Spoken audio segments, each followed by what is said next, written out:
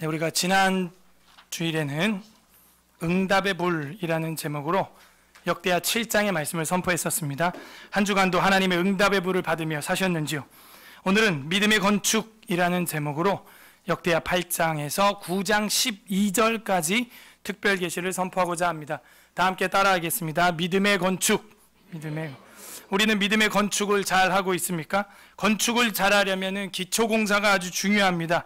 기초가 부실하면 그 건축은 부실공사가 되는 거고, 또한 자재를 잘 사용해야 합니다. 자재를 제대로 사용하지 않고 부실한 걸 사용하게 되면 역시 상하고 부실한 자재로 인하여 대형 참사를 일으킬 수 있는 건축을 하게 되는 것입니다.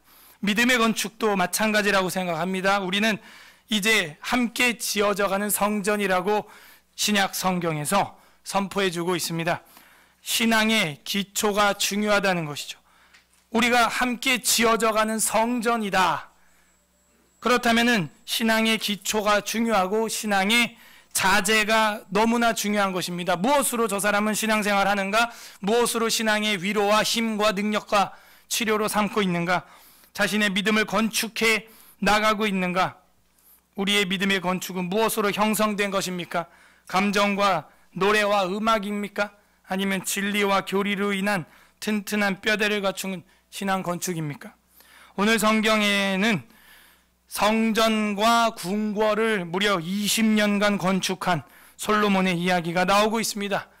그는 예루살렘을 성공적으로 건축한 왕으로 역대기 저자는 쓰고 있어요. 그의 과실이 분명히 있음을 우리도 알고 있는데, 그 과실이 기록이 안 될 만큼 공이 컸다는 것을 역대기 저자는 강조하고 있는 겁니다. 거기에 강조점 악센트를 찍어주고 있는 것이죠.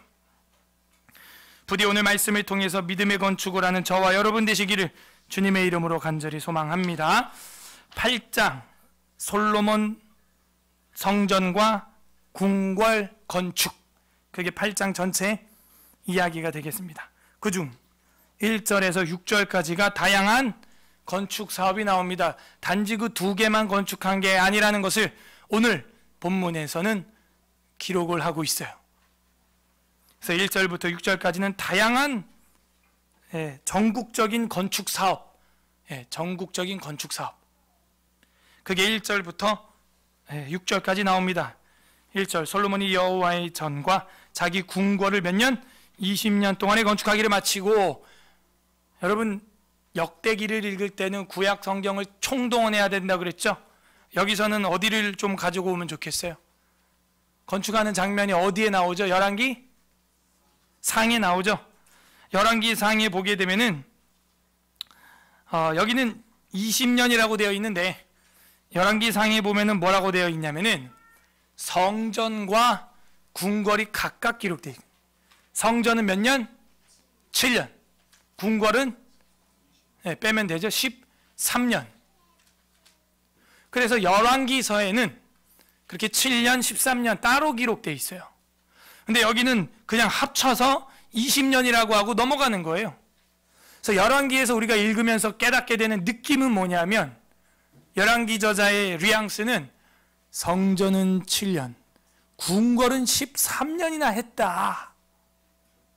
자, 느낌을 어떻게 받게 돼요? 뭐에 더 신경을 썼다고 받게 되죠? 그죠? 자기의 안일함, 자기 거처. 거처에는 몇 명의 여자가 들어와요?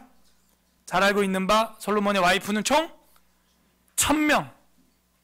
1000명의 여인을 거느릴 왕궁은 13년이나 지으면서 여호와 하나님을 섬길 궁궐은 그렇게 7년만 지었다라는 어떤 그 독자로 하여금 솔로몬의 꼼수 내지는 솔로몬의 비대칭적인 건축 사업, 그런 걸 부각시키는 반면, 여기 역대기는요 뭐예요? 그냥 전과 궁궐을 20년 딱 이러고 말아버려요. 동일 사업으로 딱. 우리나라도 뭐 특히 이제 근현대 산업화 일어나는 박정희 전 대통령을 두고 평가가 아주 극과 극이죠. 그 이유가 이런 거예요. 그러니까 이런 거 성경을 공부한 분들은 우리나라 근현대사 역사나 고대 역사를 보면서도 두 안목이 필요합니다. 이 공과를 구분할 줄 알아야 돼요. 그 사람의 강점을, 역사를 이제 해석하는 사람 있죠? 그 사람의 약점을 해석하는 역사 관점이 있죠? 그래서 그걸 잘 분별해야 돼요. 솔로몬의. 네, 그리고 어느 시점에선 그 사람의 공을 막 강조해야 되는 그런 시점이 있는 겁니다. 그 분별이 돼요? 언제 그 리더의 공적인 공로를 박수치면 좋을까요? 어떤 역사 시절에 박수해주면 좋을까요? 재건할 때. 그러면 현재 역사는 좋을 때예요, 안 좋을 때예요? 힘들 때예요, 편할 때예요? 좀 힘들 때죠. 그죠? 그래서 우리도 그렇게 하면 좀 나을 것 같아요. 우리 한국사가 현재 만약 2019년 3월 31일 굉장히 괜찮은 현대사의 역사를 쓰고 있다. 예, 신앙적으로, 교회적으로, 사회적으로 괜찮은 역사를 쓰고 있다면 그때는 잘 살 때니까 조금 우리가 실수하고 놓치고 온 건 없는가, 역사 속에서. 자꾸 고주파음이 들리는데, 그래서 그 역사에 좀 상처받았던 사람들은 없는가, 그런 걸 좀 살펴보면서 좀 안타까운 피해자들 좀 이렇게 찾아서 위로해주고 그런 쪽으로 가면 좋겠고, 만약 2019년 3월 31일 현재 역사가 최악이다, 재건을 해야 될 수준이다, 폐허다, 그러면 어떠면 좋겠어요? 예. 그런 이전의 리더들의 그런 공적들, 그 리더십들, 이런 것들을 좀 강조해 준다면 지금 현재 힘들게 살아가는 신자들의 삶이 어떻게 될까? 좀 파이팅을 하게 되겠죠. 맞아. 그 6.25 전쟁 직후 그렇게 힘든 시절에도 우리가 막 독일의 탄광을 그 1km를 내려가고 지열이 40도, 간호사들이 그 독일의 요양병원의 노인들의 그 대변을 닦아가면서 정말 그래 눈물나게 살았던, 목숨 걸고 전쟁터의 월남의 파병용사로 가고, 그죠? 그런다면 뭐 그 힘든 그 역사 속에 지금 정말 힘든 사람들이, 재건을 앞둔 사람들이 힘을 내지 않을까, 화이팅을 하지 않을까. 어쨌든 지금 역대기의 역사적 배경을 우리가 알면 왜 이렇게 쓰고 있는가가 이해가 되는 거예요. 지금 역대기는 솔로몬 성전이 어떻게 되어 있어요? 완전히 무너져 있는 상태죠. 그래서 이걸 재건해야 되는 바벨론 포로 귀환 이후에 정말 허벌판에 있는 그 후손들이 이 역사를 지금 쓰는 거거든요. 그때 이게 탁 마음에 꽂히는 거예요. 그리고 이 8장하고 9장이 어떻게 보면은 솔로몬 이야기의 끝하고 끝납니다. 그래서 솔로몬이 여호와의 전과 자기 궁궐을 20년 동안에 건축하기를 잘 마쳤다, 이렇게 그냥 쓰고 있어요. 그래서 우리도 비판할 때와 칭찬할 때가 언제인지 이제 분별이 생기죠. 그런 능력을 키워야 돼요. 예, 아이들에게도 힘들어할 때는요, 아유 왜 그랬어 하는 게 아니라, 괜찮아, 너 옛날에 요런 때는 요맘때는 잘했잖아, 요런 때는 잘했잖아, 이런 때는 아빠도 이렇게 힘을 내서 이렇게 성공적으로 위기를 넘어갔던 적이 있단다, 그렇게 하고, 그리고 또 잘 나간다고 교만하다 싶을 때는 좀 놓치는 건 없는가, 얘야 너 이렇게 하면 안 된다 하면서 익을수록 벼가 고개를 숙이도록, 이런 방법 역사 속에서 배울 수 있어요. 20년이라고 그냥 통합해서 넘어가 버립니다. 2절 후람이 누구예요? 열왕기에 나오는 히람. 후람이 솔로몬에게 되돌려준 성읍들은 솔로몬이 건축하여 이스라엘 자손에게 거기에 거주하게 하니라. 후람이 솔로몬에게 되돌려준 성읍들이라. 후람이 솔로몬한테 되돌려준 성읍이 뭐예요? 꺼주세요 그냥 파워를. 후람이 솔로몬에게 되돌려준 성읍이 뭐예요? 모르죠. 이 열왕기 봐야 나와요.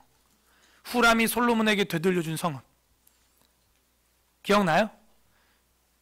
이 후람이 여러 가지 그 건축 기술과 테크놀로지 이런 것들을 알려주니까 솔로몬이 기분이 좋았죠. 그래서 어떻게 했어요? 이 후람한테 솔로몬 이스라엘 땅에 몇 성읍들을 선물로 줬어요. 그랬더니 후람이 열왕기에 보면은 뭐라고 나와 있어요? 야, 나한테 이렇게 낙후된 도시들을 선물해 주냐? 너나 가져라 이러면서 되돌려 줬는데 그런 이야기가 전혀 아니죠. 여기서는 그냥 후람이 솔로몬에게 되돌려준 성읍들이 솔로몬이 건축했다. 그냥 이렇게 나오는 거예요. 왜 이렇게 약간 뭐라 그럴까요? 포장을 해주죠? 좀 이렇게 기스가 난, 스크래치가 난 낼 수 있는 그런 이야기들인데 왜 후람한테 그런 낙후된 땅과 성읍들을 선물해 줬을까 솔로몬이. 근데 여기는 그냥 선물을 줬는데 후람이 거절한 것처럼 그냥. 그래서 그걸 또 어떻게 해요? 솔로몬이 전화위복으로 건축을 하게 되는 그런 이야기로 쓰고 있다는 거예요. 역사를. 왜요? 지금 포로기한 공동체들은 건축을 해야 되거든요. 지금 예루살렘 성이 돌 위에 돌도 남지 않고 다 무너져 있는 바벨론 그 상태란 말이에요. 그러니까 솔로몬이 후람에게 줬다가 그 낙후된 성읍을 소위 거절당해서 돌려받은 거 이야기를 지금 여기는 어떻게 쓰고 있냐면 말은 안 하지만 솔로몬의 능력처럼 솔로몬의 지혜처럼 쓰고 있는 거예요. 솔로몬이 그 낙후된 도시 낙후된 성읍인 거 몰랐을까요? 알죠? 김정은도 알아요.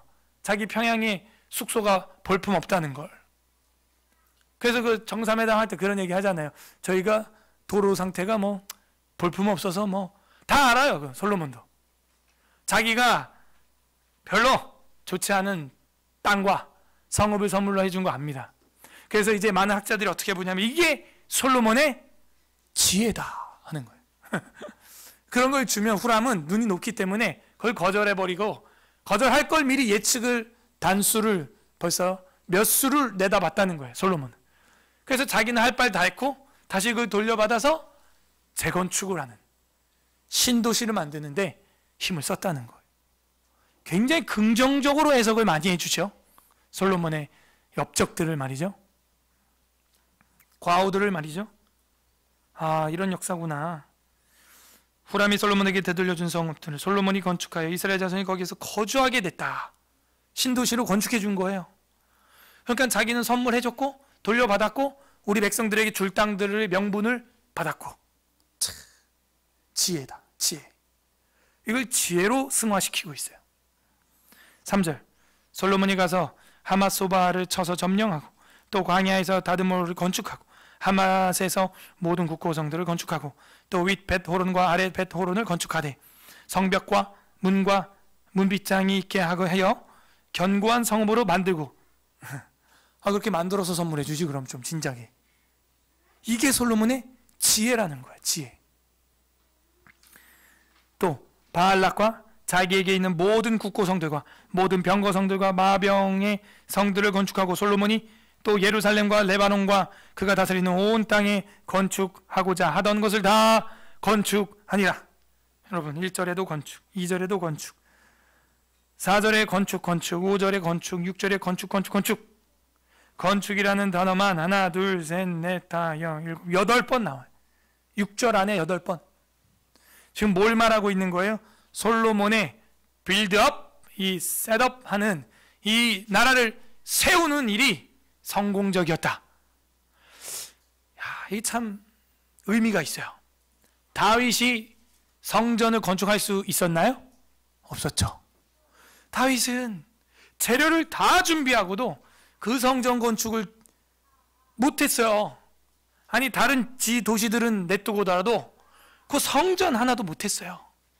솔로몬은 전국 각지에 그 도시들과 성전과 궁궐과 이런 걸 20년 동안에 다 건축했다는 거야.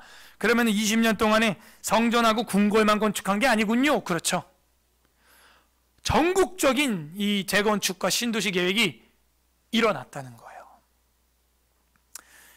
우리로 적용을 해본다면 하나님 말씀 전체를 가르치고 전파할, 진리와 교리를 전파할 교회를 세우는 일에 전국적이었다는 것입니다. 아까 우리가 기도도 했지만 인도에서도 와달래요. 캄보디아에서도 와달래요. 근데 우리가 갈 인력이 없어요. 제가 또 마침 성대 결절이라 혼자 가서 2박 3일 감당이 안 돼. 한 사람 로테이션으로라도 할 부강사가 있으면 좋겠는데 그게 물리적으로 지금 불가능한 거예요. 재정적으로도 마찬가지고. 그러니까 그것만 되면은 우리가 참 갈 곳이 많은데 그게 안 되는 거예요. 그런 교회를 동시다발적으로 좀 세워나가야 되는데 그게 안 되는 거죠. 솔로몬에게는요, 이게 단순한 어떤 그냥 자기 영역 확장이 아니에요. 동물입니까? 자기 영역 확장이 아니고요, 사명이에요. 사명. 다윗 언약을 이어받은 솔로몬의 사명은 궁궐과 성전과 이 나라를 세우는 사명이.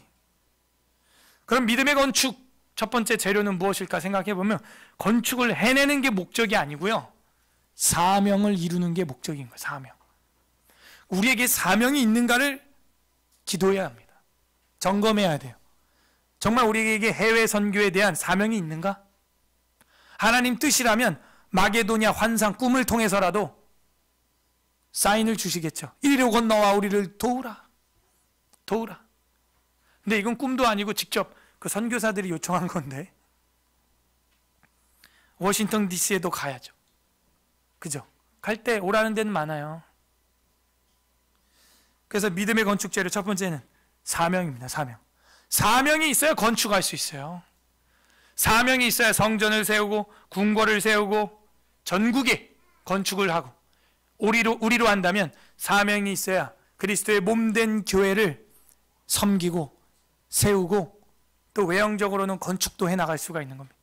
사명이 없이 그걸 하면 그거는 욕심이 될 수 있어요. 그러므로 믿음의 건축은 첫 번째, 사명의 재료를 사용해야 돼요. 사명. 다음 7절부터 10절까지는 건축에 동원됐던 인력들이 나옵니다. 7절, 이스라엘이 아닌 헷 족속과 아무리 족속과 브리스 족속과 히위 족속과 여부스 족속에 남아있는 모든 자, 곧 이스라엘 자손이 다 멸하지 않았으므로 그 땅에 남아있는 그들의 자손들을 솔로몬이 역군으로 삼아 오늘에 이르렀으되. 자, 사사기에서는 다 죽이지 않은 이 가나안 족속들은 찌르는 가시와 올무가 됩니다. 근데 여기선 어떻게 되고 있어요? 하나님의 전과 전국의 건축을 하는 인력이 돼요. 동력이 돼요. 그러니까 이런 것도 굉장히 좋게 해석을 해주고 있는 거죠. 그렇구나. 결국에는 다 합력하여 선을 이루고 그런 안 된 일들도 좋은 일로 이 전화위복이 된다 하는 거예요. 굉장히 긍정적인 사관을 가지고 있어요. 보기 드물죠? 구약 성경의 공의와 심판의 하나님이 이렇게 긍정적인 계시의 말씀을 우리에게 기록해 주고 있다는 건, 하나님의 마음 한편에는 이런 마음이시구나. 저랑 여러분도요, 공의와 정의의 하나님이 심판하시고 판단하시지만 동전의 양면과 같이 반대편에는 좀 이렇게 전화위복이 됐으면, 비록 너희의 죄와 실수로 이렇게 무너졌지만, 이런 가시와 올무가 있지만 또 그 가시와 올무를 통해서도 합력하여 좀 선을 이뤄 나가길. 하나님은 그런 분이에요. 좀 미래로 가볼까요? 이 역사로부터 이렇게 해서 건축이 됐지만 또 어떻게 돼요? 또 말라기 시대를 맞이해서 망하게 되잖아요. 신구약 암흑기 400년을 맞이하게 되죠. 그러면서 진짜 더 뿔뿔이 흩어지게 됩니다. 전 세계로. 근데 이것도 하나님은 또 합력하여 선을 이뤄서 어떻게 해요? 신약 성경에 보면은 바울이 뭘 기점으로 복음을 전하죠? 그 전 세계에 뿔뿔이 흩어진, 말라기 이후에 전 세계에 뿔뿔이 흩어진 그 유대인의 회당. 그 회당을 기점으로, 거점으로 삼아서 바울이 뭘 할 수 있게 됐어요? 전 세계 교회를 세울 수 있게 된 거예요. 지금 이해가 되고 있나요? 네. 다들 좀 멍하신데? 깨어있으라. 그래서 하나님이 그렇게 심판하여 흩어버린 유대 민족의 그 공동체를 통해서도 훗날에는 예수님 십자가 이후에는 그 기점들을 다 교회로 사용한다는 거예요. 이 놀라우신 우리의 죄의 결과물들을, 그 찌꺼기들을 하나님은 또 거름으로 사용하는 거예요. 그래, 그럼 지금부터 마음 놓고 죄를 져볼까? 그러면 안 되고요. 그건 아마도 유기된 자의 탐욕이겠죠. 택함 받은 자라면 지금 나의 이 죄를 붙들고 하나님 앞에 회개해야죠. 대단한 거예요. 그 건축된 건물들에 동원된 인력들이 이런 가나안 족속들이었다는 겁니다. 천하위복이에요, 정말. 그리고 그럼 이스라엘 백성들은 뭐 했나요? 놀고 먹었나요? 그게 아니에요. 9절, 오직 이스라엘 자손들은 솔로몬이 노예로 삼아 일을 시키지 아니하였으니 그들은 군사와 지휘관의 우두머리들과 그의 병거와 마병의 지휘관들이 됨이라. 제너럴, 장교가 됐어요. 감독자, 임원들이 됐어요. 같이 그렇게 일을 한 건데 그래도 좀 지휘가 있는 포지션에, 위치에 자리를 하게 되었다는 거예요. 아무래도 그래도 지시를 내리는 사람이 체력적으로는 뭐 정신노동은 좀 더 심할 수 있지만 좀 편하지 않을까, 체력적으로는. 그래서 지휘관과 군사와 그런 지휘관이 되었구나. 10절, 솔로몬 왕의 공장을 감독하는 자들이 250명이라. 그들이 백성을 다스렸다. 그죠? 공장은 이제 마스터, 리더들이죠. 팀장들, 과장들, 관리자들, 또 그 관리자들을 감독하는 자들이 250명. 그래서 건축에 동원된 인력들 파악이 끝났어요. 다음 11절은 좀 단독적인 이야기가 나오죠. 한 절만. 11절은 바로의 딸의 궁, 바로의 딸을 위한 왕궁이 나옵니다. 그죠? 나오죠. 근데 여기서 우리가 염두할 것은 열왕기서의 9장 24절을 비교해 보면은 열왕기서에서는 솔로몬이 완전히 탐욕에 빠져서 이 바로의 딸과 그리고 모압의 딸들과 정약적 결혼을 하고, 그래서 그들의 이방 우상들을 받아들여서 잡탕을 만드는 이야기가 나오는데 여기는 그렇지 않아요. 또 11절 한번 다 같이 읽어볼까요? 시작. 솔로몬이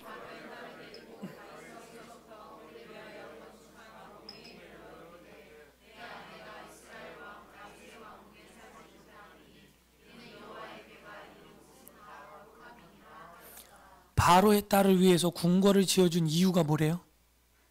이유가 뭐래요? 다윗의 왕궁에 살지 못해요. 왜? 바로의 딸들은 왜 다윗의 왕궁에 살지 못한대요? 뭐가 있어요? 여호와의 궤가 있어서 뭐 하대요? 홀리하대요. 거룩하기 때문에 바로의 딸들뿐만 아니라 이방 여자들은 거기에 거주하지 못하기 때문에 그들을, 여인들을 위하여 집들을 외부에 외소를 지어줄 수밖에 없었다는 거예요. 그 목적과 동기를 굉장히 홀리하게 써주고 있어요, 세상에. 그러면 이건 거짓일까요? 거짓은 아니라고 봐요. 그런 마음이 진짜 있었던 거죠. 근데 이제 나중에 그게 이제 처음엔 그런 초심이 거룩했는데, 그러면 이방 여인들과 마음껏 결혼해도 되겠네 해가지고 막 결혼하면서 그들의 우상까지 받아들이게 된 것이 나중에 타락이 된 거죠. 그래서 이 목적과 동기를 굉장히 좋았다 처음에는. 왜? 다윗의 왕궁에는 여호와의 궤가 있으므로 이방 사람이 들어올 수 없고 거룩하게 성소처럼 구별돼야 된다. 그래서 바로의 딸의 궁정을 따로 외소로 지어줄 수밖에 없었다는 거예요. 그래서 솔로몬의 원래 그 목적은 좋았다는 거죠. 그래서 그 좋았던 것만 지금 쓰고 있어요. 그리고 나서 12절이 새로운 단락이 시작되죠. 그러므로 믿음의 건축 재료는 제가 볼 때는 두 번째 필요한 것은 거룩함을 구별하는 신앙. 굉장히 8장과 9장은 솔로몬의 건축 사업들이 성공적으로 됐다고 기록을 해주고 있거든요. 그 성공적인 비결 중에 하나는 사명이었고, 두 번째는 거룩하게 구별하여 건축을 했다는 거예요. 다 거룩하게. 구별해야 됩니다. 우리도 어떤 일을 해 나갈 때 이것이 세상과 섞여도 되는 것인가? 이것만큼은 다른 건 몰라도 이것만큼은 좀 구별돼서 해야 되는가? 구분이 돼야 돼요. 예배하는 예배당에서 할 수 있는 노래인가? 밖에서 드라이브 할 때 가족들이랑 릴렉스한 시간을 가질 때 MT를 하면서 동료들과 신나게 놀 때 할 수 있는 노래인가? 그 정도는 구분이 돼야죠. 그러면 그거는 선하다는 거예요. 근데 그것이 구분이 안 되고 이제 점점점 탐욕이 되고 잡탕이 되고 뭐 어때? 어차피 운전할 때도 노를 때도 부르는 틀은 노랜데 하면서 거룩한 이 하나님의 말씀이 선포되는 자리에서도 같이 믹스를 해서 해버린다. 이러면 이제 초심을 잃게 된 거죠. 그 다음에 12절부터 16절까지는 왕의 신실함과 그 솔로몬 왕의 신실한 지도력이 나옵니다. 신실함과 신실한 지도력. 이거는요, 특별히 13절부터 16절은요, 뭐 이렇게 빨갛게 전체를 박싱을 해도 되겠어요? 왜냐? 이건 통째로 열왕기서에 아예 없는 내용이에요. 역대기에만 있는 내용이에요. 예.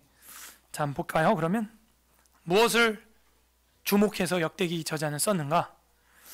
12절 솔로몬이 낭실 앞에 쌓은 여호와의 제단 위에 여호와께 번제를 드리되. 자, 13절부터는 없는 내용입니다. 16절까지 모세의 명령을 따라 매일의 일대가대로 안식일과 초하루와 정한 절기 곧 1년의 세 절기 무교절과 칠칠절과 초막절에 드렸더라. 예배를 드리는데 매일 드렸던 상번제와 유대 3대 절기 뭐예요? 무칠초. 따라하세요. 무칠초. 네, 무교절은 뭐랑 연결되는 거죠? 유교절이랑 연결되니까 뭐 같고, 칠칠절 우리 잘 알고 있죠? 77이 49 오순절 말입니다. 그 다음에 초막절은 뭐예요? 장막절 또 수장절, 이거 같은 거죠. 그래서 유대 3대 절기를 다 지켰다는 거예요. 이거 역대기에만 나와요. 솔로몬은 자, 그 백성들이 절기를 지켜요. 한국 사람은 광복절을 지킵니다. 그 민족이 뭐라고요? 정체성, 아이덴티티, 정체성. 기독교인이면 부활절을 당연히 4월 달에 있는 부활절을 기대하고 기다리고 기도하며 준비하는 거예요. 그게 우리 기독교인의 정체성이에요. 우리 그 나라에서 부활할 것을 꿈꾸잖아요. 믿잖아요. 정체성이. 기독교인이 부활절을 모르더라. 와보니까 주일에 부활절이더라. 이 사람은 문제가 있는 거예요. 눈 떠보니까 8월 15일 광복절이었더라. 그 문제가 있는 거예요. 그 민족의 정체성은 그 절기를 얼마나 지키는가. 매일 밥 먹을 때마다 기도한다. 매일 가정예배를 드린다. 경건회를 갖는다. 정체성. 솔로몬의 정체성은 모세의 언약에 연결되어 있다 하는 걸 여기서 딱 쓰고 있는 거예요. 13절에 모세의 명령을 따라 시내산 언약을 따라. 다윗의 언약은 말할 것도 없고. 정체성이 있구나. 전통을 지키는구나. 뿌리가 있구나. 파운데이션이 아주 깊은 신앙의 뿌리를 가지고 있구나. 우리도 마찬가지예요. 부활절 2000년 기독교 역사를 지키는 기독교의 핵심 절기입니다. 해피 이스터라는 인사까지도 하잖아요.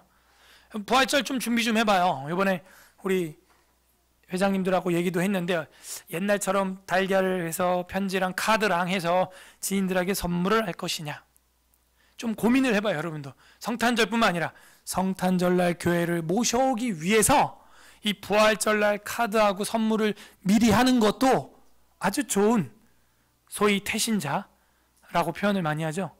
좀 좋은 접촉점이 되잖아요. 선물 주면 왜 그래요? 오늘 부활절이야.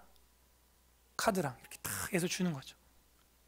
근데 이제 주의사항이 있어서 회장님들하고 좀 웃으면서 얘기를 했는데, 저도 이제 저희 장모님을 전도하려고 이제 주일날 딱 부활절날 끝나고, 어머니 오늘 저녁 식사 같이 하시죠. 제가 드릴 선물도 있고요. 뭔데? 오늘 부활절이라서 계란을 좀 이렇게 탁 바구니에 준비했다고. 그러니까 또 무슨 계란을 얼마나 많이 삶았길래 그런데 그때 4알 가져갔어요. 제가 바구니에 요만하게 해가지고 친구분들하고 있었거든요. 제가 이렇게 드리는데 굉장히 손이 민망하더라고. 저를 만나면서 아유 도대체 계란을 얼마나 많이 삶았길래 나눠 먹으라 그래 이러면 4알 딱. 야, 한 판을 삶아도 야 다 못 먹겠다 친구들이랑. 그러니까 그때 이후로 제가 계란 안 해요, 교회에서. 그죠? 안 하잖아요. 그래서 하려면 좀 뭔가 그 해피 이스터 하면은 좀 성탄절급 선물을 좀 했으면 좋겠다. 근데 이제 이런 뭐 아파트에 문고리에 걸어놓을 만한 선물로 그냥 불특정 다수한테 할 때는 뭐 그런 계란도 괜찮겠다, 그런 거는 이제 생각이 되지만, 진짜 가까운 지인들, 가족들에게 전도 접촉점으로 할 때는 좀 더 뭔가 다른 아이디어가 필요하다, 그런 생각을 합니다. 어쨌든 절기를 철저하게, 교육에 또 접촉점에 정체성의 기회로 솔로몬은 삼았습니다. 14절, 솔로몬이 또 그의 아버지 다윗의 규례를 따라, 봐봐요, 모세의 명령을 따라, 다윗의 명령 규례를 따라 시내산 언약, 다윗 언약을 다 이어받고 있다.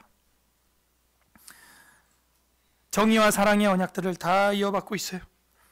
다윗의 규례를 따라 제사장들의 반열을 정하여 섬기게 하고, 우리 이거 공부했죠. 다윗이 그 악기하는 사람들, 섬기는 사람들, 문지기들, 이거 다 순번 정했었잖아요. 기억나세요?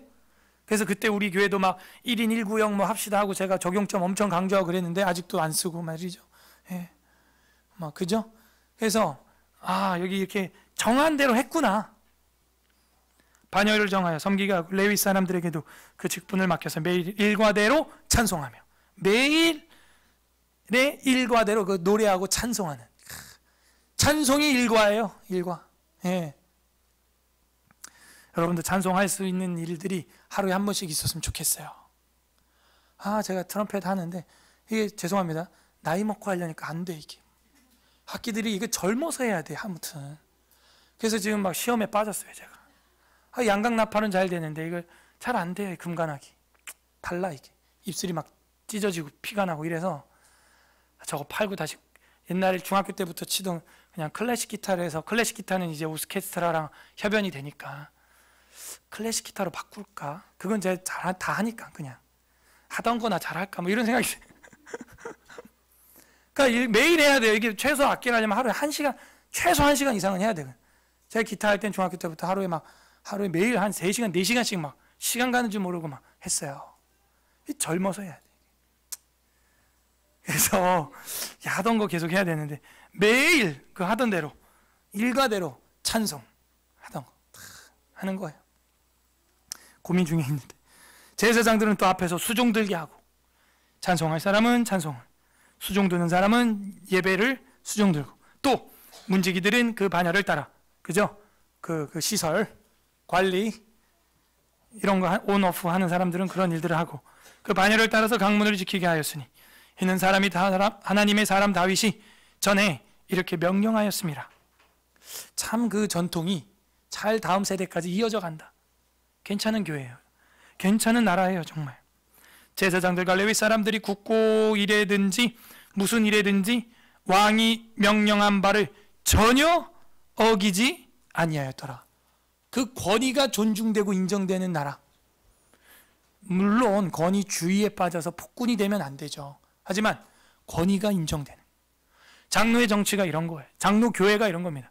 여러분 손으로 투표하여 뽑은 장로님, 여러분 손으로 투표하여 뽑은 위임 목사, 그 당회의 권위를 인정해야 돼요. 당회가 잘못되면, 성경적으로 어긋나가면 바른 말도 해야죠, 여러분. 그러나 그 권위 인정해야 돼요. 여러분 세운 투표에 뽑은 남전도, 여전도 회장, 팀장, 다 크고 작은 권위들이 있는 것입니다. 이 권위 타파하는 자들은요, 불순한 자들이에요. 다 뭔가 불순한 의도를 가지고 있는 사람입니다. 이 뒤에 보면 여로보암 같은 사람이에요. 잘못됐을 때는 바른 말도 해야겠지만, 그렇지 않을 땐 세워진 권위에 다음 리더가 바뀌어도 그 권위를 이어가는 거예요. 왕이 명령한 바를 전혀 어기지 아니하는. 그럼 어떻게 될까요? 나라가 바로 세워가는 거예요. 물론 밑에서 공무원들은 좀 힘들겠죠. 위에 세워진 정치 대로 정부의 그 지시대로 해야 되니까 공무원들은 힘들겠죠.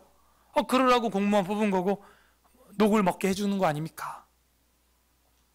나라는 원래 그런 거예요. 누군가 빡세게 힘들어야 누군가 편안한 혜택을 받는 겁니다. 그걸 뭐라고 하면 안 돼요. 리더는 철저한 겁니다. 16절 솔로몬이 여호와의 전에 기초를 쌓던 날부터 준공하기까지 모든 것을 완비하였으므로 여호와의 전 공사가 저는 여기 밑줄을 쳤는데 결점이 없이 끝나니라. 헐, 무결점. 여러분, 디스플레이 개발하는 사람들이 가장 큰 스트레스가 이 디스플레이 그 모니터 화면의 결점 문제거든요. 저도 지금 제 방에 모니터가 제가 노트북까지 4대가 총 있는데 그 중에 한 대가 결점이 있는데 제가 귀찮아서 못 바꾸고 있는데 그 수만 화소 중에 결점이 하나가 있는데 그게 보여요. 왜냐면은 전체 그 그림 이미지에서 다른 색깔을 내기 때문에 검은 바탕에서 흰색 빛이 탁 그 깨알보다 작은 그 결점의 그 티가 보인다니까요. 그런데 솔로몬의 이 업적이 지금 성경 역대하에 기록되는데 무결점이라는 거예요. 이게요, 히브리어로 보게 되면은 재밌어요. 약간 언어 유희예요. 샬로몬, 샬로무라는 말은 샬롬에서 왔어요. 예? 쉰라멕 맴. 이 샬로몬은 샬롬에서 왔는데 이 결점이 없다 이 말은 샬렘이에요. 샬렘, 샬렘 똑같아요. 자음이. 그래서 자음이 똑같아요. 다 샬롬, 샬롬은 샬렘. 그래서 그 술람미라는 여자 공부했죠? 아직 안 했구나. 시가서 술람미라는 여자도 이름 뜻이 뭐예요?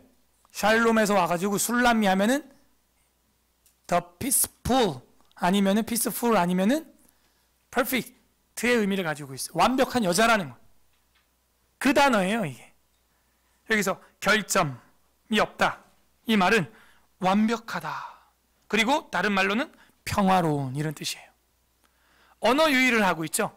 그 왕의 이름대로 나라가 됐다는 거예요. 쏴렘, 완벽하다. 결점이 없다 하는 거예요. 쏴렘. 그래서 믿음의 건축 재료는 세 번째, 제가 볼 때는 언약을 이어가는 신앙인데 그게 뭐냐? 무결점 신앙이. 따라하세요. 언약을 따르는 무결점 신앙. 저랑 여러분 신앙이 점도 없고 티도 없이 주님 오실 때까지 보존되려면 어떻게 해야 될까요? 네? 구약과 신약을 순종해 나가면 돼요. 그러면 열왕기 눈으로 볼 땐 좀 부족해요. 하지만 하나님의 사랑의 눈으로 볼 땐 무결점. 잘했어, 그 정도면. 격려도 해주신다는 거예요, 하나님. 그 정도면 공사가 결점이 없다. 너의 현우야, 현우교회. 우리가 이제 현우 성전, 우리가 다 성전이니까 각각 개인이 현우 성전아. 그 정도면 무결점 신앙이다. 왜? 구약과 신약, 그 모세와 다윗의 언약, 새 언약, 십자가 언약, 부활의 언약, 그 언약의 전통을 이어가려고 애썼잖아요. 몸부림쳤잖아요. 그러면 하나님이 그 정도면 쏴렘 결점이 없다. 쳐주는 거죠. 그걸 뭐라 그래요? 우리 기독교 교리 중에 이신칭의, 의롭지 않은데 의롭다고 쳐주는 거예요. 쳐주는 거예요. 그리스도 언약까지, 십자가의 죄사함의 언약까지 우리가 간다면 우리의 지금의 삶도 좀 부족해 보일 수 있지만 마지막에 가서는 칭해준다는 거예요.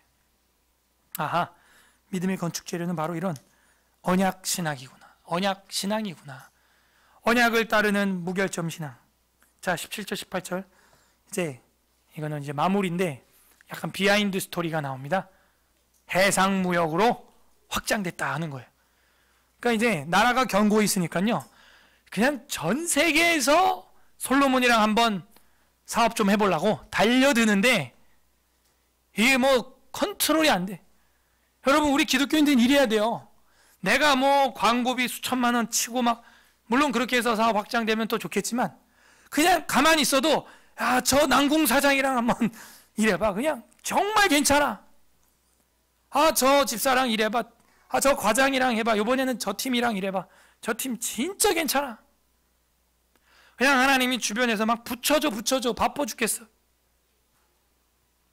해상무역 17절 18절은 해상무역, 전 세계로 솔로몬의 영광이 확장돼요. 소문이 나요. 이게 기독교인의 선교적 삶이에요. 우리 교회가 소문나고 있나요? 네, 감사하네요. 정말 하나님 은혜죠. 저랑 여러분이 하는 게 있나요? 없죠. 그게 하나님 은혜예요. 정말 하나님 은혜죠. 17절, 그때 솔로몬이 에돔 땅의 바닷가 에시온게벨과 엘롯에 이르렀더니 후람이 그의 신복들에게 부탁하여 배와 바닷길을 아는 종들을 보내매. 무슨 말이에요? 솔로몬은 바닷길 몰라요. 그 당시만 해도 무슨 바다에 뭐 레이더 뭐 기술이 있는 것도 아니고 정말 바다에서 잔뼈가 굵은 노예들이나 이게 길이고 아니다 이런 거 알지. 바닷속에 안 보이는데 암초에 걸릴지 뭐 할 게 뭐예요. 그래서 전문인들은 바다에 사는, 섬에 사는 이런 사람들이나 알지 솔로몬 잘 몰라요. 그래서 그 종들을 보내면 그들이 솔로몬의 종들과 함께 오빌에 이르러서 거기에서 금 450달란트를 얻어 솔로몬 왕에게로 가져왔더라. 그래서 그 금의 부가 축적되는 시작점이 된 겁니다. 더 하나님이 부어주시는구나. 부어줘. 자, 이게 여기서 끝나지 않기 때문에 우리가 9장 12절까지 봐야 되는데 계속 확장이 돼요. 그 확장의 증인의 대명사, 그게 누구냐? 스바 여왕이에요. 이것은 1절부터 12절이 열왕기상 10장의 이야기랑 싱크로율 100% 똑같아요. 똑같아요. 이거는 뭐 그대로 가져왔어요. 이건 뭐냐? 어떤 강조점이 있는 거예요? 그렇게 비판적으로 보는 열왕기서에도 이거는 굉장히 긍정적인 이슈였다. 스바 여왕의 이야기. 그리고 이 역대기 하에서는 당연히 긍정적이니까 써야죠. 자, 요 스바 여왕의 이야기는 열왕기에서도 역대기에서도 다 긍정적으로 쓰였으므로 굉장히 주목할 만한 이야기라는 거죠. 굉장히 칭찬할 만한 업적이라는, 그 업적이 어떤 뭐라 그럴까, 피날레, 그 결과로 보여주는 거예요. 이 정도야 하면서. 무슨 결과요? 믿음의 건축이 굉장히 성공적이었고 국내외로 성공적이었다 하는 게 이 스바 여왕을 통하여 보여지는 거예요. 볼까요? 1절부터 12절 스바 여왕의 방문, 뭐 이래야 되죠. 이 스바 여왕이 솔로몬의 명성을 듣고 와서 어려운 질문으로 솔로몬을 시험하고자 하여, 자, 이 스바라는 지역이 어디냐? 두 가지 견해가 있어. 예멘 지역이냐, 에디오피아 지역이냐. 근데 예멘이나 에디오피아나 그 아주 작은 홍해 그 바다를 두고 붙어 있어요. 제 소견은 에디오피아라고 봐요. 아니면 고대에는 예멘 지역도 에디오피아와 같은 한 국가가 아니었을까, 지배를 받는. 다 남방이거든요. 남방. 그래서 나중에 보면 예수님이 복음서에서 남방 여왕, 남방왕이라고 이제 표현을 합니다. 남쪽 끝, 완전 남쪽 끝. 그게 이제 에디오피아, 예멘 지역, 오늘날에. 근데 저는 에디오피아라고 보는 이유가 그 에디오피아 국기와 그 역사를 보고 그렇게 얘기하는 거예요. 그 국기를 보게 되면은 그 아프리카의 기초 국기가 돼 있죠. 그 노랑, 빨강, 초록색 3줄 이렇게 돼 있잖아요. 그건 다른 아프리카 국가에도 많아요. 그게 새 삼선이 그게 뭘 의미하는 줄 아세요? 그게 제가 얘기하는 게 아니고 그 네이버 국기 설명이나 백과사전 네이버에 들어가도 나와요. 그 아프리카의 삼선은 빨간, 노란, 초록 그 색깔은 기본적인 색인데 그게 노아의 언약에 나오는 무지개를 상징하는 거예요. 그게 무지개. 노랑, 빨강, 초록 그게요. 무지개를 상징하는 거고, 그 다음에 에티오피아 국기의 가운데 동그라미하고 별이 오성별이 있어요. 그걸 뭐라고 설명하고 있냐? 그 인터넷에도 솔로몬의 별이다 이렇게 쓰고 있어요. 그게 그래서 그 스바 여왕이 솔로몬과 어떤 그 함께 네트워크를 가졌다는 증거들이 그 후대에 그게 남아 있는 거 아니냐. 그리고 흑인 그 유대인들이 있습니다. 현대에도 팔라샤 유대인들이라고, 그런 사람들이 바로 이 아프리카계의 사람들 아니냐 하는 거죠. 그래서 그 스바 지역이 남방이 되겠고요. 솔로몬의 명성을 듣고 왔다. 얼마나 세계에 퍼졌는지 알 수 있고, 그 솔로몬에게 어려운 질문을 가지고 와서 시험하려고 그랬는데 그 시험은 유혹이 아니고 테스트, 템테이션이 아니라 테스트, 시험하려고 시험 문제를 내려온 거예요. 여자가 하여 예루살렘에 이르니 매우 많은 시종들을 거느리고 향품과 많은 금과 보석을 낙타에 실었어요. 이 여자도 꽤나 잘 나가는 여자죠. 매우 많은 시종과 향품, 금은, 보석. 그러면은 자기 나라에는 얼마나 더 많겠어요. 시종들이 끌고 온 시종도 이렇게 매우 많은데요. 화려하게 온 거예요. 화려함 치면은 둘째가라면 서러웠나 봐요. 스바 여왕이. 근데 솔로몬이 그렇게 자자하다고 하니까 한번 얼굴이나 보자 하고 온 거예요. 굉장히 도도하죠. 솔로몬에게 나와 자기의 마음에 있는 것을 다 말했습니다. 2절, 솔로몬이 그가 묻는 말에 다 대답하였으니 솔로몬이 몰라서 대답하지 못한 것이 하나도 없었다는 것. 마치 삼손이 사람들에게 수수께끼를 냈을 때 사람들은 다 몰라 했어요. 하지만 솔로몬은 어떤 질문도 다 대답을 했답니다. 지혜롭게. 솔로몬의 지혜는 우리가 잘 알고 있죠. 소위 우리가 잡초라고 말하는 그 담장 밑에 우슬초로부터 저 큰 백향목까지 식물학 박사였어요. 논하지 못하는 게 없었습니다.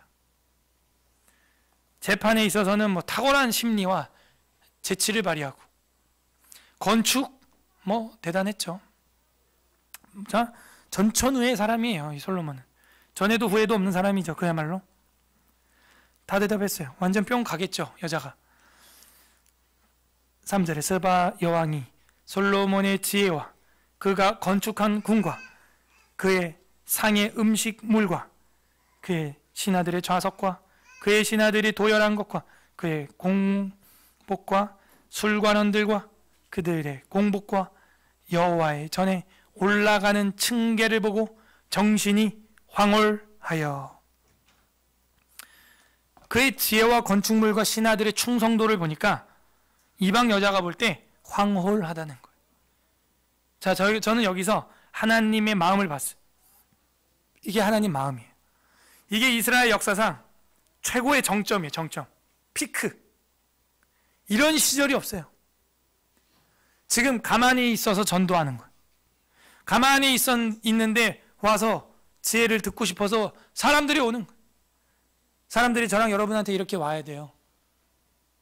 제가 목사님 삶을 보니까, 제가 집사님 보니까, 제가 누구누구 이렇게 보니까 참 교회에 대해서 배우고 싶다, 기독교에 대해서 궁금하다, 알고 싶다, 이렇게 돼야 되는데 우리 삶이, 우리의 삶의 지혜와 우리의 삶의 건축이 믿음의 건축이 되지 못하고 있기 때문에 많은 사람들이 물으러 오지 않아요. 정말 기도해야 될 문제죠. 그 지혜 앞에 소문을 듣고 온 겁니다. 자, 황홀해요. 5절, 왕께 말하되 내가 내 나라에서 당신의 행위와 당신의 지혜에 대해서 들은 소문이 진짜다. 말뿐만 아니라 진짜였구나. 6절, 내가 그 말들을 믿지 아니하였더니 이제 와서 본즉 당신의 지혜가 크다 한 말이 그 절반도 못되니 당신은 내가 들은 소문보다 더하다. 이런 자신감과 뭐라 그럴까요? 신앙의 실력을 갖춰야 돼요. 에스라 강좌할 때 서론에서 이런 말 많이 하죠. 여러분, 기대를 너무 작게 가지지 마십시오. 평생에 성경 공부한 것보다 적으면 환불해 드리겠습니다. 사람들이 콧방귀 뀌죠. 근데 다 배우고 나면 그 말이 과언이 아니었도다. 이렇게 돼야 되는 거예요. 소문은 무성한데 가보니까 소문난 잔치에 먹을 거 없어요. 역시 그냥 쿵짝쿵짝 헌금내, 이런 집회네, 집에 가자 그냥. 이렇게 되니까 한국교회가 이제 부흥회라도 사람들이 안 모여요. 과연 그거다. 지금 인도에서는 난리가 났대요. 또 연락이 왔는데 난리가 났대요. 목사님 와보시면 놀랄 겁니다. 여기는 정말 에스라 강좌, 에스라 바이블 칼리지에서, 인도에 에스라 바이블 칼리지에서 세웠다 그랬잖아요. 난리래요. 막 사람들이 막 몰려드는데 하나님의 역사를 보면 놀랄 거라고. 빨리 와보시라고 그러고 있어요. 그러니까 이 스바 여왕도 보니까 그 소문은 절반도 안 된다. 절반도 안 돼. 이 솔로몬한테 배워보니까 그렇구나. 그리고 이제 진짜 이것도 어떻게 보면은 하나님의 평가가 나오는데요. 7절에 복되도다. 이게 복이에요. 다 이뤘어요. 복 받았어요. 이제 7절 복되도다. 당신의 사람들이요 복되도다. 여러분, 이게 새해 복 받은 삶입니다. 이게 복 받은 거예요. 달리 복이 아닙니다. 복 받았다. 그럼 더 이룰 게 없어. 이게 샬렘, 쏴렘, 무결점 상태. 더 이상 바랄 게 없어. 복되도다. 당신의 이 신하들이요 항상 당신의 앞에서 당신의 지혜를 들음이로다. 하나님의 진리의 성경 66권을 배울 수 있어요? 그럼 무결점, 그 상태가 하늘나라. 8절 당신의 하나님 여호와를 송축할지로다. 찬송이 터져 나와요. 막 하나님이 당신을 기뻐하시고 그 자리에 올리사 당신의 하나님 여호와를 위하여 왕이 되게 하셨도다. 당신의 하나님 이스라엘을 사랑하사 영원히 견고하게 하시려고 당신을 세워 그들의 왕으로 삼아 정의와 공의를 행하게 하셨도다. 이게 이방 여왕이 하는 말이에요. 지금 이방 여왕이 보면서 복되다 왕이여, 복되다 너네 백성들, 그리고 여호와를 송축해라. 이스라엘을 여호와가 사랑하나 봐. 지금 여러분 가정과 우리의 교회를 볼 때 이런 말이 나와야 돼. 하나님이 이 교회를 사랑하나 봐요. 요즘 또 막 사람들이 늘어나 자리가 좁죠. 그럴 때 여러분도 이제 그 사랑을 실천해서 되도록이면 복도 쪽 말고 안쪽으로 앉는 사랑도 보여주고, 하나님이 우리 교회 사랑하나 봐. 이렇게 멀리서 저 남방 지역에서 보내주시네. 이스라엘을 사랑하나 봐. 여호와를 송축하자.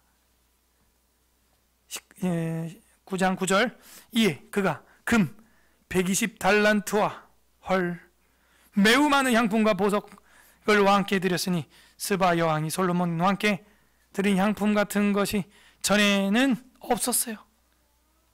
여러분 1톤 트럭 4대가 왔어요. 그게 이 120달란트예요. 엄청난 분량입니다. 보석을 그만큼 싣고 왔다는 거예요. 지금 그래서 솔로몬이 이 선물을 받았습니다. 10절 후람이 신하들과 솔로몬의 신하들도 오빌에서 금을 실어 올 때 백다목과 보석을 가져온지라 왕이 백다목으로 여호와의 전과 왕궁의 증대를 만들고 또 노래하는 자들을 위하여 수금과 비파를 만들었으니, 수금과 비파 현악기들이죠.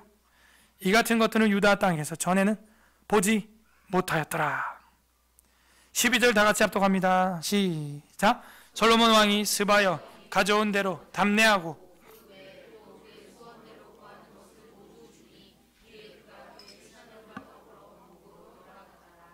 솔로몬 왕이요 스바여 왕이 가져온 대로 받고 담내를 했답니다. 그럼 끝났죠. 근데 담내를 하고 그 외에 걸 왜 줘요? 담내했으면 끝나면 되죠. 그 외에 또 그의 소원대로, 또 무슨 이 여자가 소원이 있대요. 소원대로 구하는 것을 모두 주니 이에 그가 그의 신하들과 더불어 집으로 돌아갔대. 그 외에 그 여자의 소원이 무엇이었을까요? 이 여자가 뭐에 황홀해요 지금? 그의 지혜와 능력. 그러니까는 그 지혜를 얻어가려고 솔로몬의 씨앗을 받아간 거 아니냐. 그래서 그가 낳은 왕조가 메넬릭 왕조라고 하는 왕조가 되는 거 아니냐. 그런 이야기를 우리가 열왕기상 10장 공부할 때 했는데, 그 왕들의 영광이라고 하는 책에도 이 시바 여왕은 마케다 여왕이라고 나오게 되고, 그 흑인 유대인들을 낳은 조상이 된다. 그래서 그 에디오피아 국기 솔로몬의 별 다 의미가 있는 거죠. 현대에도 팔라샤 흑인 유대인들이 한 2만 명 정도 생존하고 이스라엘 정부에서 이스라엘 국민으로 승인을 해줬습니다. 그것도 벌써 15년 이야기예요. 15년 전에 다 했어요. 그런 전통을, 그 지혜를 얻어갔구나. 그래서 정약적 결혼의 어떤 그 대명사로 또 이 스바 여왕이 나온 거죠. 이 뒤로는 근데 이제 마구잡이로 이제 막 결혼하다 보니까 초심이 변질되었고 그들의 우상까지 받아들이게 되는 안타까운 이야기는 잘 알고 있죠, 우리가. 자, 그러면 8장 17절부터 9장 12절까지는 뭘 보여주냐면, 이 믿음의 건축이 정말 끝내주게 잘 됐다. 정말 소문이 날 정도로, 전 세계에 소문이 날 정도로, 저 남쪽 끝에서, 예멘이라고 해도 사우디아라비아 제일 남쪽이고요, 에디오피아 그래도 그 남쪽이거든요.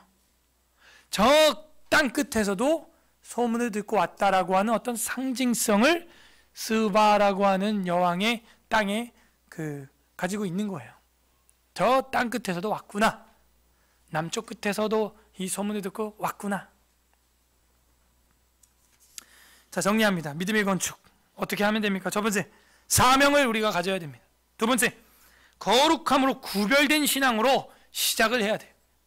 세 번째, 언약을 따르는 무결점 신앙이어야 됩니다. 그러면 해상무역이 아니라 전 세계 모든 사람들이 부러워서 듣고자 해요. 하나님의 말씀, 복음을 배우고자 해요. 어떻게 한국이 이렇게 발전하게 되었는가? 복음이 들어와서 근현대사의 독립운동, 전부 기독교인들이 정말 현자가 되어서 이 나라를 이끌어갔구나. 애국 계몽운동을 하는 사람들이 크리스찬들이었구나. 이런 것들이 소문이 나야 여호와 하나님을 배우고자 하는 욕망이 생길 거 아니에요. 그 예멘은 근데 100% 이슬람이에요 지금. 그래서 저는 에디오피아로 봅니다. 에디오피아는 50%가 기독교인입니다 지금도. 그 아프리카에서 그 바로 옆에만 해도 전부, 그 바로 옆에가 소말리아거든요. 전부 그 기독교인 탄압하는 국가들인데 그 에디오피아만 절반이 기독교인이에요. 50%가. 예멘은 100% 이슬람이에요. 사우디 남단이니까. 그래서 버로기안 공동체에게 필요한 건축 재료는 바로 이런 것들이었죠.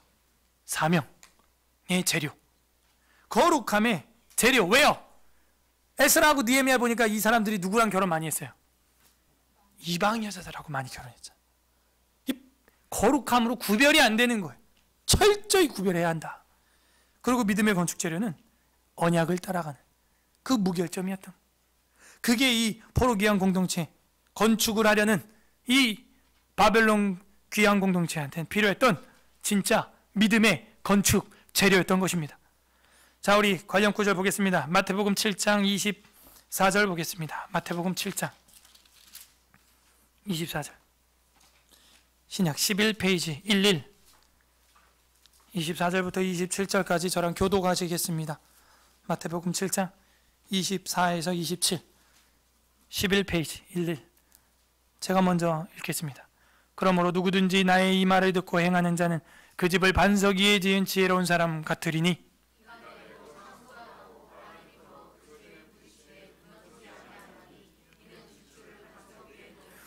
나의 이 말을 듣고 행하지 아니하는 자는 그 집을 모래 위에 지은 어리석은 사람 같으리니, 비가 나 장수가 나 바람이 불어 그 집이 부딪힘 무너짐이 심하니라. 그래서 믿음의 건축, 그건 뭐냐면 그 반석 위에 짓는 집인데, 하나님 예수님의 말을 듣고 행하는, 예수님의 언약을 따라가는 거예요. 에베소서 2장 20절 보겠습니다. 에베소서 2장 20절. 갈라디아서 다음에 있습니다. 신약성경 312 321 에베소서 2장 20절에서 22절 312페이지. 에베소서 2장 20절에서 22절. 이것도 저랑 교독하시죠. 제가 먼저 20절. 너희는 사도들과 선지자들의 터 위에 세우심을 입은 자라. 그리스도 예수께서 친히 모퉁이 돌 되셨느니라. 다 같이 너희도 성령 안에서 하나님이 거하실 처소가 되기 위하여 그리스도 예수 안에서 함께 지어져 가는. 우리가 성전이 되어 가는데요, 모퉁이 돌이 누구래요? 그리스도 예수. 그 예수 그리스도의 십자가의 언약, 새 언약, 거기에 파운데이션, 기초를 두고 건축을 해야 반석 위에 지은 집이고, 우리가 성령 안에서 하나님이 거하실 처소가 될 수 있다는 거예요. 성전이 된다는 거예요. 함께 지어져, 함께. 자, 같은 책 4장 24절 한 절 보겠습니다. 314페이지.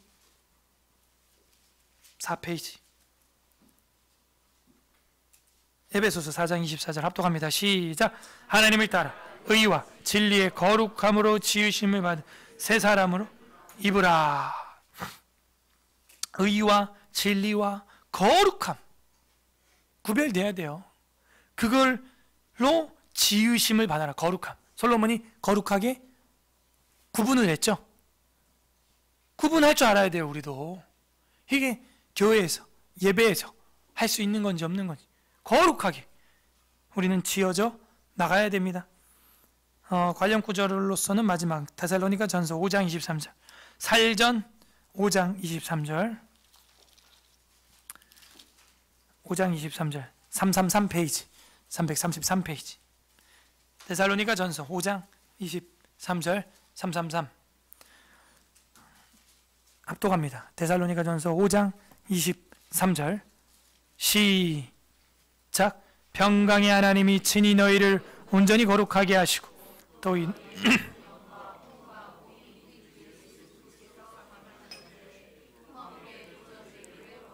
흠없게 보존된다. 무결점으로 보존되기를 원한다. 그것은 하나님이 친히 너희를 온전히 거룩하게 하시고, 거룩하게 그렇게 흠없이 무결점으로 보존되기를 원한다. 쏴렘. 예. 평판이 아주 좋은 거예요. 이 솔로몬의 건축의 공사에 결점이 없이 끝나니라. 우리의 건축도, 저랑 여러분의 신앙의 건축도 우리 주님 앞에서 그렇게 흠없게 건축이 끝나기를 바랍니다. 예. 개인적인 건축들이 다 개개인의 신앙의 성전에 지은 건축이잖아요. 잘 건축이 돼야 될 텐데. 웨스트민스터 신앙고백서 25장 교회 1항에 보게 되면, 교회 1항 보편적 또는 우주적 교회는 무형적이다, 보이지 않는다는 것. 이 교회는 머리 되시는 그리스도를 중심으로 하여 그 아래 하나로 지금까지 모여들고 있다. 우리는 그 예수 그리스도를 기준으로 다 모여들어 함께 지어져가는 성전이 된다는, 지금 모여들고 있고 장차 모여들게 되는 택함을 받은 모든 사람들로 구성된다. 그러므로 교회는 계속 확장되는 거예요.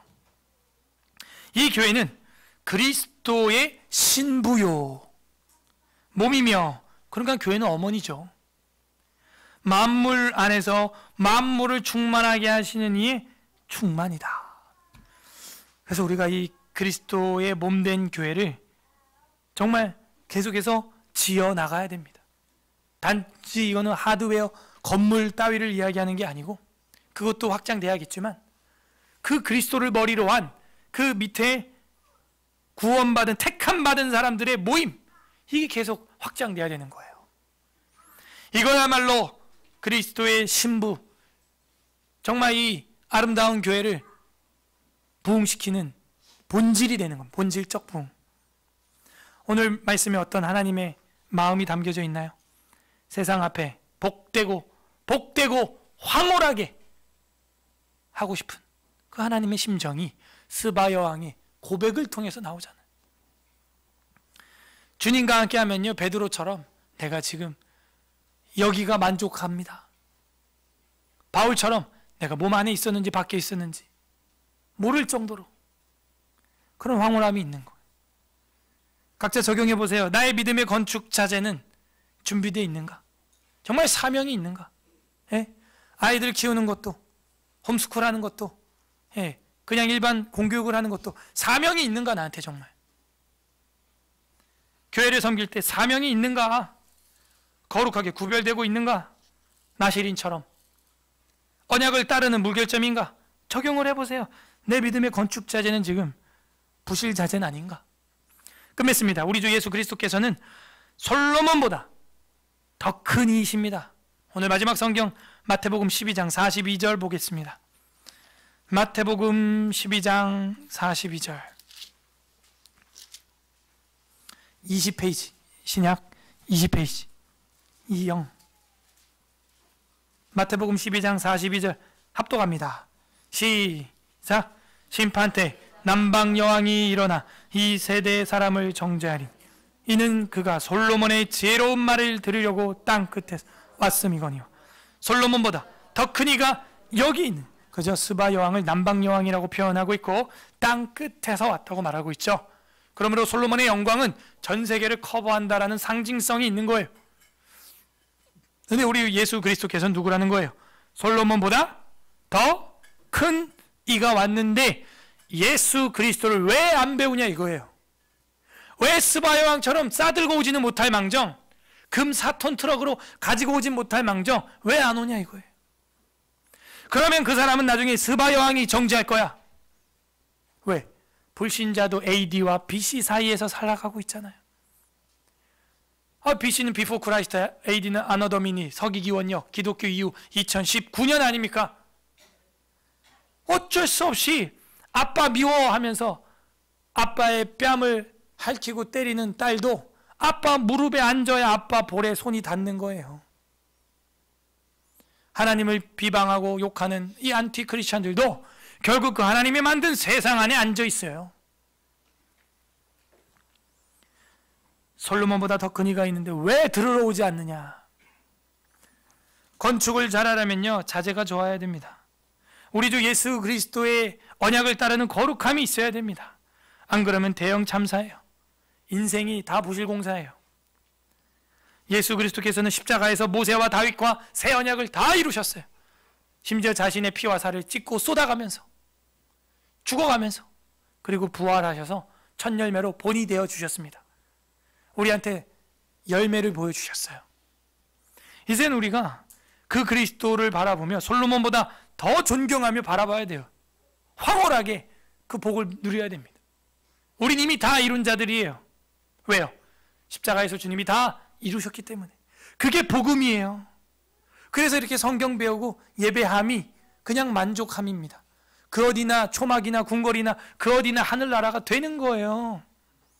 내가 비천에 처할 줄도 알고 풍부에 처할 줄도 알아. 일체의 비결을 배우노라. 내게 능력 주신 자 안에서 내가 모든 걸 할 수 있다. 이게 감옥에서 바울이 말하는 거예요, 지금. 믿음의 건축은 바로 이렇게 시작되는 겁니다. 사명을 가지고, 거룩함을 가지고 무결점하게 주님을, 언약을 따라가는 겁니다. 부디 우리의 믿음의 건축이 하나님 앞에서 흠도 점도 없이 보존되는 저랑 여러분의 성전 건축 되시길 주님의 이름으로 간절히 소망합니다. 우리는 믿음의 건축을 잘 하고 있습니까? 우리 역대하 8장하고 9장 12절에서 멈추도록 하겠습니다. 다 함께 역대하 8장부터 읽어보도록 할 텐데 말씀을 잘 생각하면서, 설교를 생각하면서 가슴에 새기면서 읽어보겠습니다. 아멘. 우리 여기까지 말씀을 보고요, 같이 말씀 생각하면서 기도하는 시간 갖겠습니다. 첫 번째 기도할 것은 하나님 우리에게 믿음의 건축을 할 수 있도록 예수 그리스도의 십자가의 언약으로, 새 언약으로 우리로 하여금 성전되게 하시고 건축하게 하사 모퉁이 돌 삼아주신 것 감사합니다. 우리 믿음의 이 건축에 감사기도 하시고, 두 번째로는 하지만 저희들이 함께 지어져가는 성전답게 지어져가지 못했던 것들이 있습니다. 정말 사명감을 느끼지 못합니다. 거룩하게 구별되지 못했습니다. 언약을 따르는 무결점이 없었습니다. 주님, 우리 각자의 이런 죄악들 용서하여 주옵소서. 교회가 교회되지 못했던, 성전이라고 하면서 성전되지 못했던 것들 우리 모두 개인의 삶을 돌아보며 회개하시고, 세 번째 기도할 것은 하나님, 우리 교회를 통하여, 가정을 통하여, 우리의 이 움직이는 성전들을 통하여 정말 주님의 소문이 바다 건너까지, 저 남방 땅끝까지 선교되게 하여 주시고, 우리 교회의 사명을 이루어서 국내외로, 또한 열리는, 하나님이 열어주시는 곳으로 말씀을 전할 수 있는 우리 가정과 개인과 교회의 믿음이 될 수 있도록 우리 세계 선교를 위하여, 국내 선교를 위하여, 지인들 전도를 위하여 같이 세 번째는 간구하는 기도 올려드렸으면 좋겠습니다. 우리 다 함께 감사와 회개와 간구하는 기도 올려드립니다. 하나님 아버지, 감사드립니다. 우리로 하여금 예수 그리스도를 모퉁이 돌 삼고 믿음의 건축을 할 수 있도록